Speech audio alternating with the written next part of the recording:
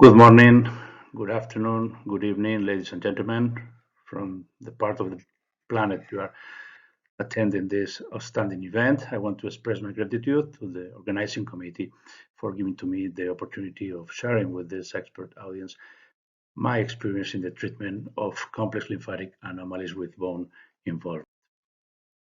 The first goal in the management of these disorders is to identify characteristics of bone involvement. It can be osteolysis, as happens in general lymphatic anomaly or Gorham-Stout disease, or hypertrophy, as happens in quite commonly in complex lymphatic anomalies of the head and neck. This is a patient with massive lymphatic involvement of the left hemithorax with hypertrophy of the upper left ribs. By the way, showing an impressive response to sirolimus first and to alpelisib later. This patient is still under treatment with this mTOR inhibitor. Another patient with focal hypertrophy on the mandible in the context of a lymphatic malformation of the head and neck.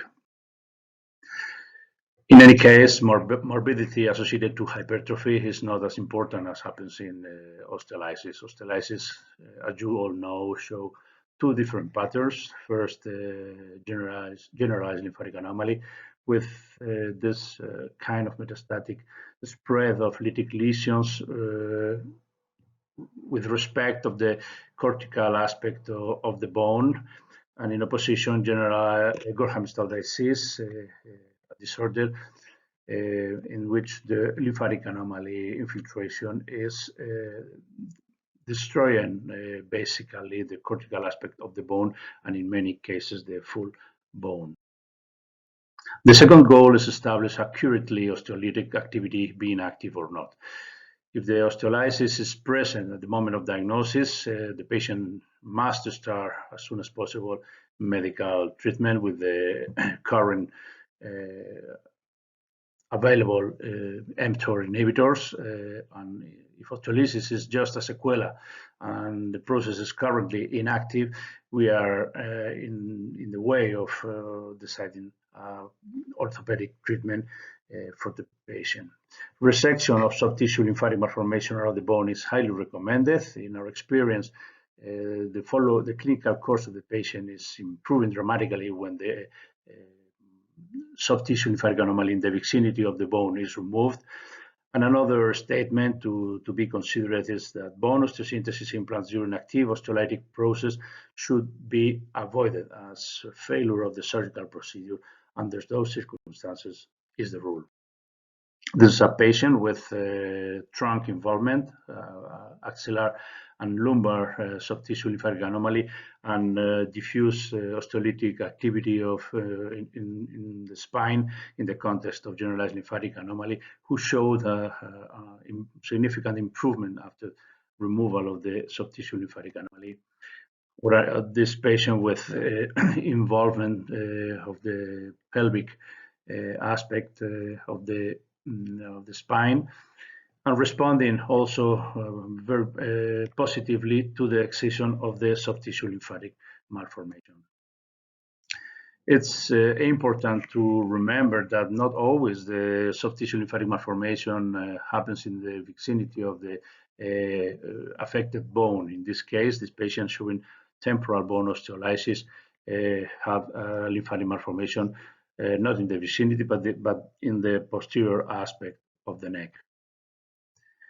Bone involvement in GLA is easier to treat than in Gorham-Stout syndrome. The most frequent symptom is pain. The presence of pathological fractures is quite rare. It's not the rule. It can happen, but it's not very frequent. And the morbidity in general is reduced. The main treatment remains sirolimus, zoledronic acid, alpelisib, or interferon alpha 2b, first as the non-invasive therapeutical options, and then if it doesn't work, sclerosis, surgery, and radiotherapy are the second line options in the management of this disorder. This is the typical aspect of bone osteolysis in general lymphatic anomaly. The cortical aspect of the bone is always respected. Obviously, patients with involvement of critical areas like skull base or upper spine are higher risk of complications, but in general, the process is better controlled than Gorham-Stout disease.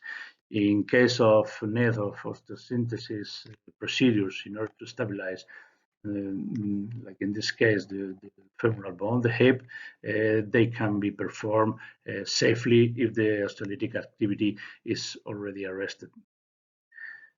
In opposition, bone involvement in Gorham-Stout disease has to be treated obviously with the same pharmacological protocol, sirolimus, zoledronic acid, alpelisib, interferon alpha 2b. In our experience, the osteotomy of the progression focus has been useful in 2 patients, and obviously once the patient or the process is arrested, bone reconstruction has to be the goal for the multidisciplinary team.